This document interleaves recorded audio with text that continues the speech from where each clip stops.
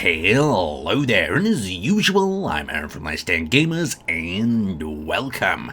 So today we're taking a look at a ship from one of our very own moderators.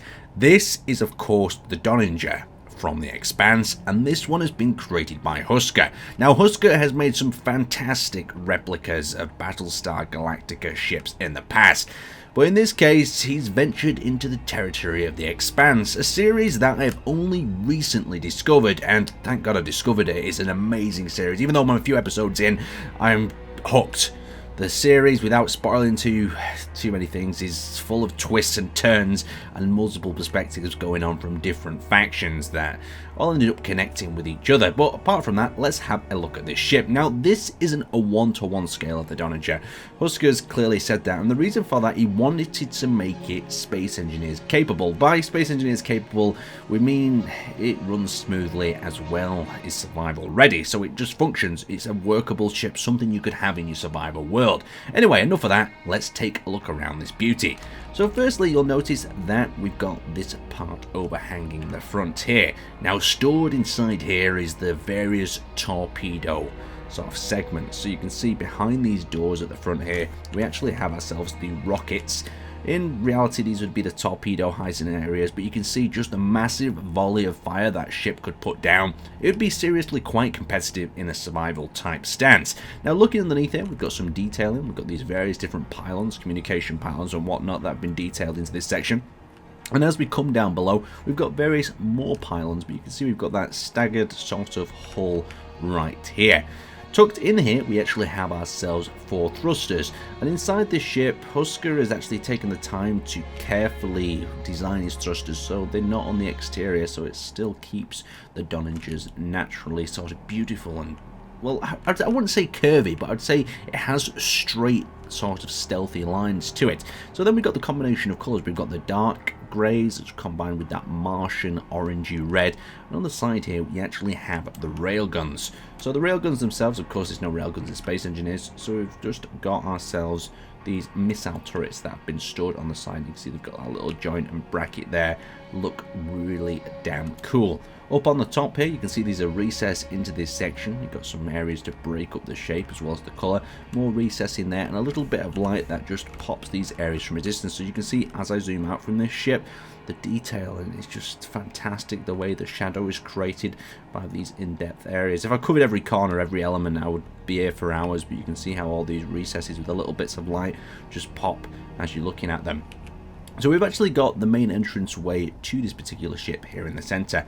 We've got a little bit of a tag for the Martian faction, and we've got these various airlocks tucked away in here. So these are actually thrusters hidden behind here, so it looks sleek, it looks quite cool. You could also open them up if you wanted to have some sort of thruster effects going on. Very nice indeed.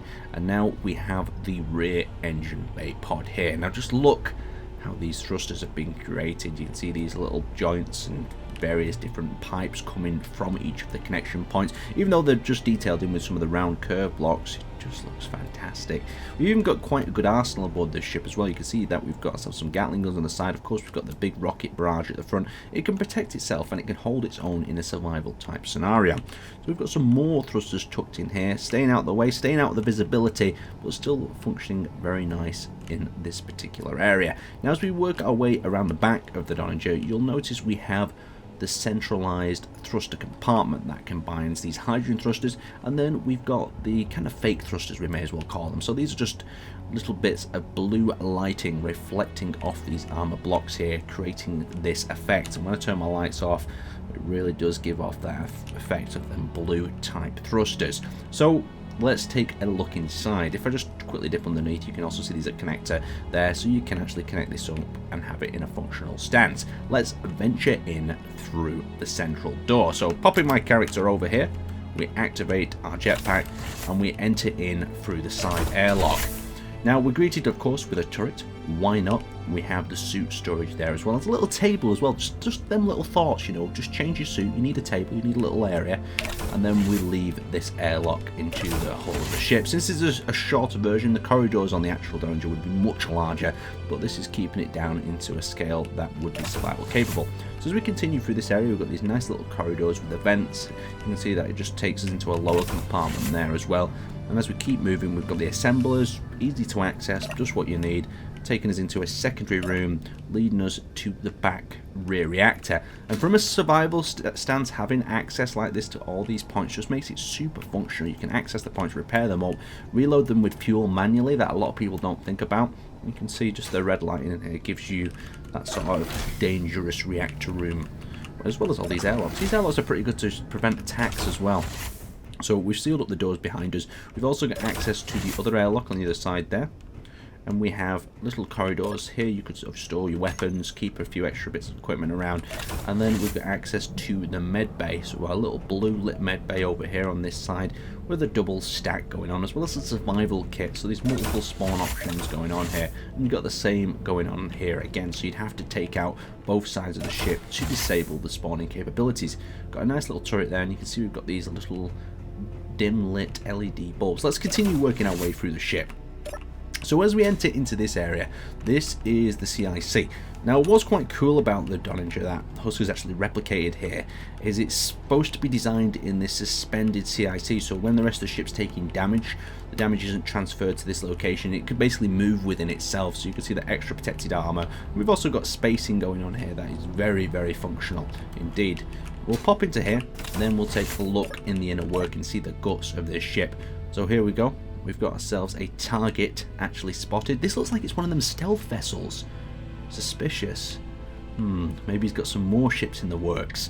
So you can see we've got 3 control seats. We've got 2 passenger seats there as well. So this is very capable in a survival mode. You don't need 1,000 seats in a bridge. And once we've got control, we actually have access. So first off, we have the timer block. I'll just quickly check the messages. So this is the combat mode start.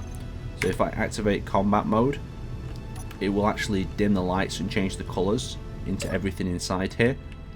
So when you're actually watching the Expanse, you'll understand this. The lights will change colour. It goes into a combat sort of mode. Let's revert the combat mode if we can. There we go.